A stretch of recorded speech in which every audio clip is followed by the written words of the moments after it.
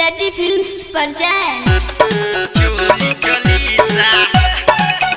चुप चुप चोली चोलीसा DJ Vikas Vikas Sitamarhi चोलीसा recording by सेटी फिल्म्स सीतामढ़ी चोली चोलीसा चुप चुप चोली चोलीसा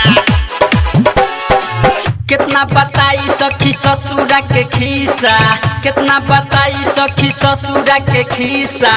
राती में पड़े सैया चोली चलीसा राती में पड़े सैया चोली चलीसा राती में पड़े सैया चोली चलीसा कितना बताई सखी ससुरा के खीसा कितना बताई सखी ससुरा के खीसा राती में पड़े सैया चोली चलीसा राती में पड़े सैया चोली चलीसा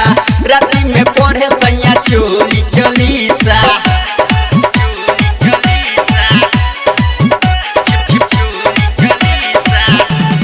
DJ Vikas Vikas Sitamarhi रहन से ओकरा त जीव मोरा डरे कहरिले खूबे जब ऊपर से चढ़े रहन से ओकरा त जीव मोरा डरे कहरिले खूबे जब ऊपर से चढ़े मांगेला खाली उ त हौ वाला हिस्सा मांगेला खाली उ त हौ वाला हिस्सा राती में पढ़े सैया चोली चलीसा राती में पढ़े सैया चोली चलीसा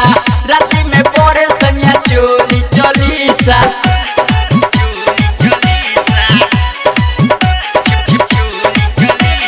DJ Vikas